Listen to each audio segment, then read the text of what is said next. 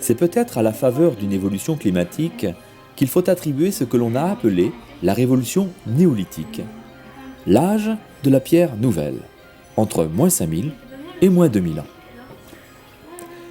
C'est aussi sans doute grâce à la mise au point et à l'usage de la pierre polie, en particulier comme une hache emmanchée, que le néolithique voit l'apparition de l'agriculture, de l'élevage et des premières sociétés paysannes. Pour produire eux-mêmes leur nourriture, les hommes abandonnent leur vie errante de chasseurs-cueilleurs et ils se sédentarisent pour devenir agriculteurs et éleveurs. Ce nouveau mode de vie se propage par le nord, le long du Danube, et par le sud en suivant les côtes de la Méditerranée.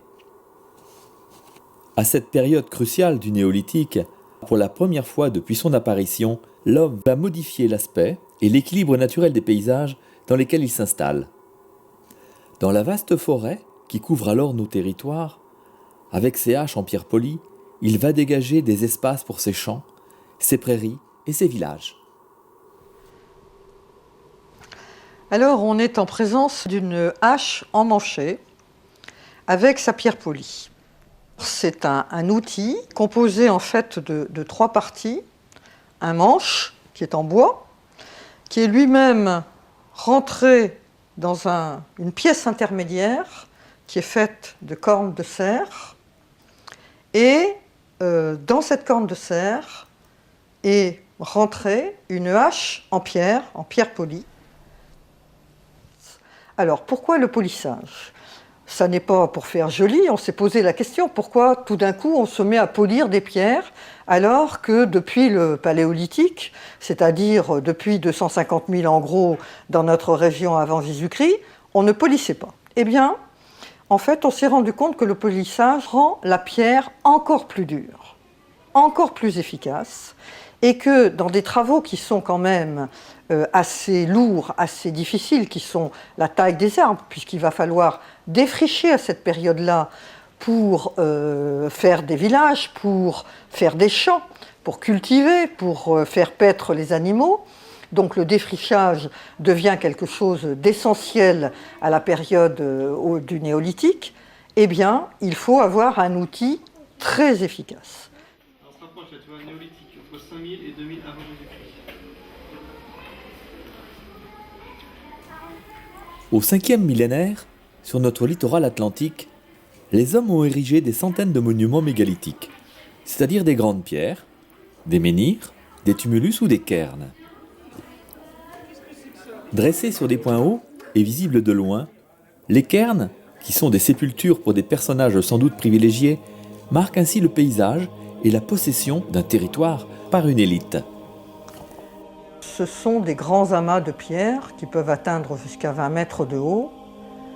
Sur la période la plus ancienne du néolithique, ils vont occuper essentiellement les points hauts le long de la mer et un petit peu le long de l'embouchure de la Loire.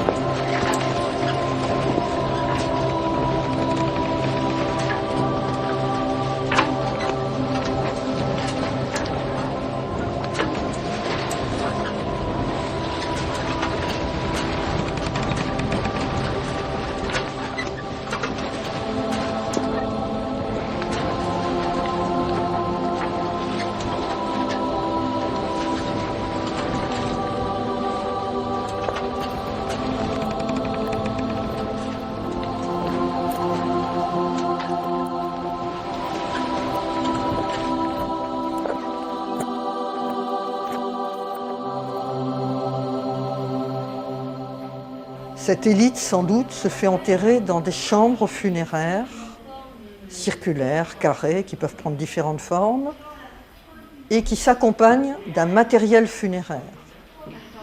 Donc 1500 ans avant les pyramides d'Égypte, on se fait enterrer, comme en Égypte, avec ce que l'on a de plus précieux, mais aussi des vivres pour un autre monde, qui sont, et on en a retrouvé dans notre région, des vases remplis de graines.